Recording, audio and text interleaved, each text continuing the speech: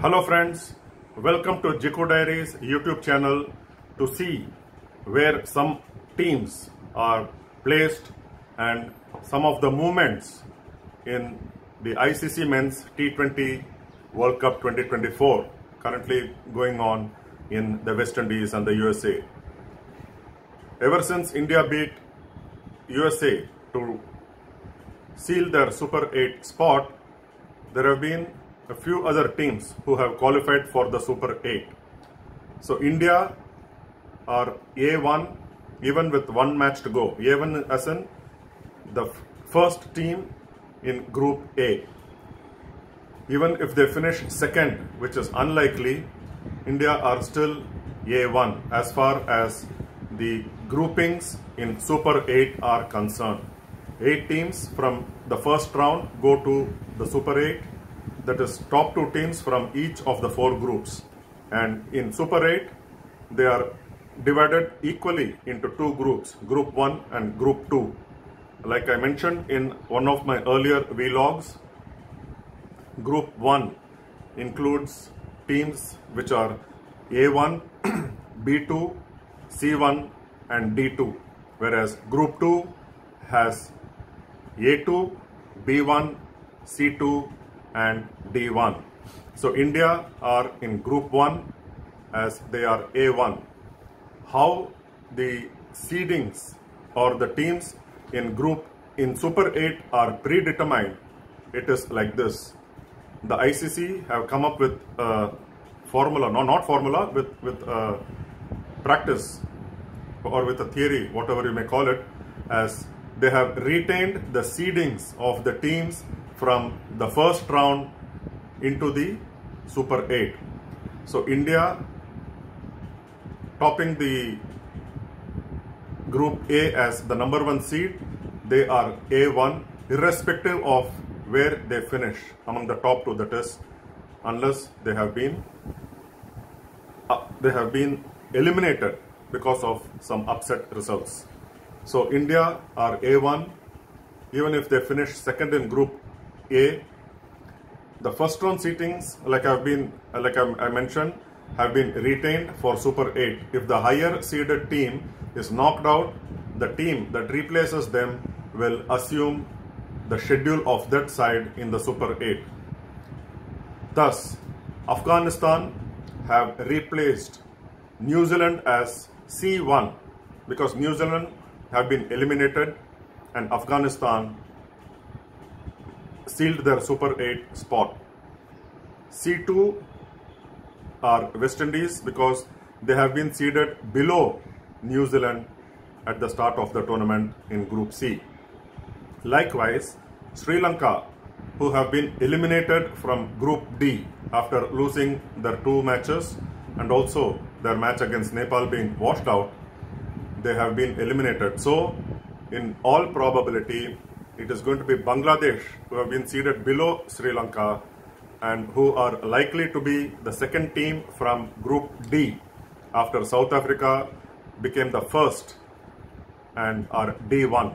So Sri Lanka, who could have been D2 if they qualified, they have not, and in their place Bangladesh are likely to be D2 from that group. It also makes sense to have these predetermined seedings in Super 8 or to know the teams who are already in Super 8.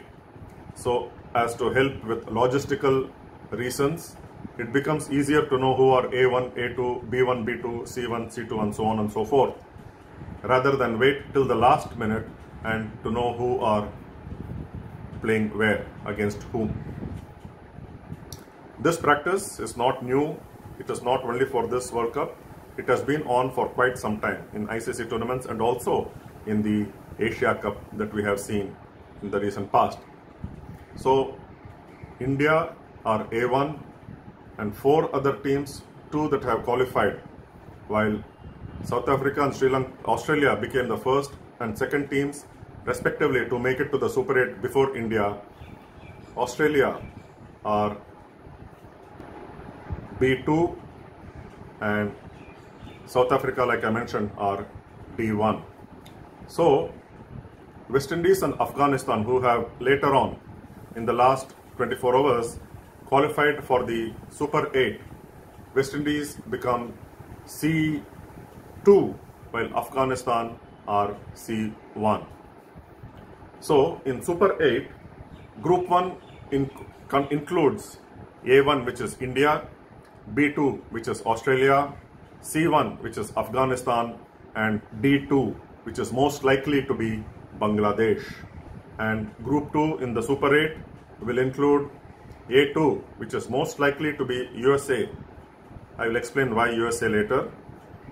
B1, which could be England, unless there is an upset result, which is unlikely. C2, which is West Indies, and D1, which is South Africa. So like I mentioned, 5 teams have already sealed their Super 8 places. So 3 more slots are to be filled, and most likely USA will be the second team from Group A, as they need just 1 point from tonight's likely washout against Ireland in Florida's Lauderhill, where the forecast is for thunderstorms and flooding in the area.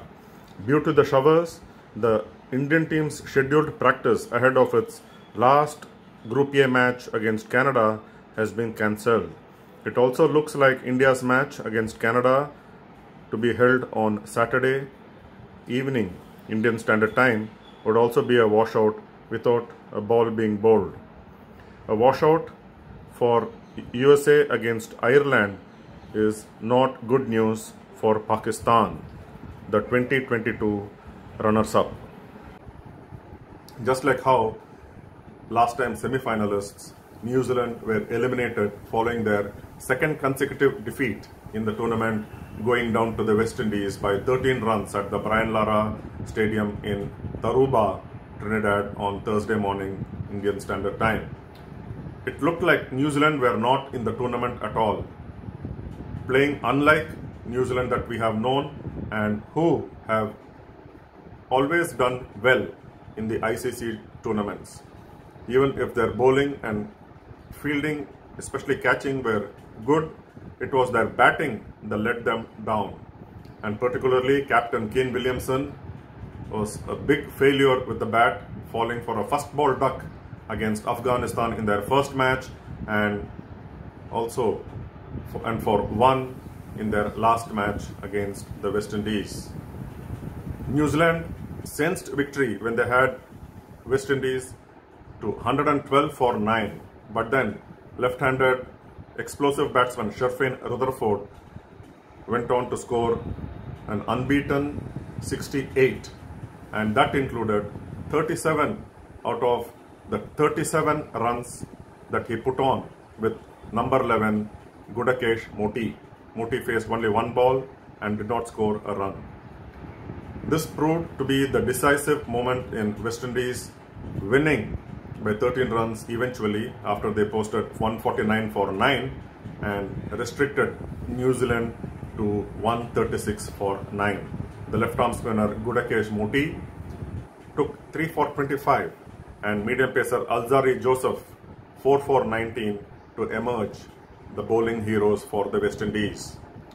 In another match in Group D, Bangladesh won their second match against Netherlands with veteran Shakib Al Hassan man of the match for his attacking 64 not out, as Bangladesh made 159 for 5, and then thanks to leg spinner Rishad Hossain, who took 3 for 33, and speedster Tuskin Ahmed 2 for 30, Netherlands were contained for 134 for 8 at St. Lucia, leaving Bangladesh victors by 25 runs.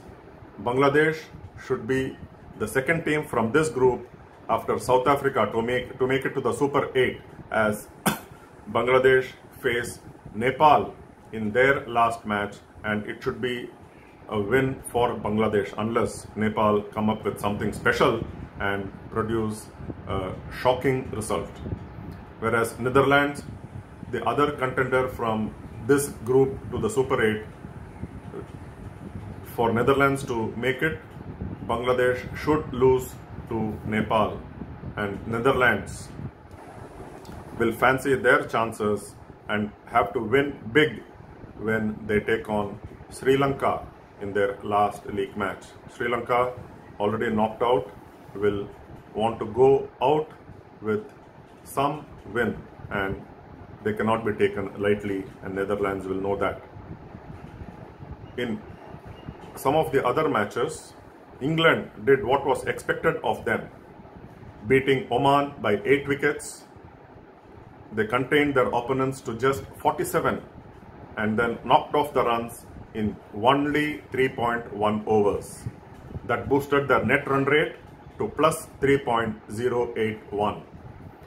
Speedster Mark Wood took 3 for 12.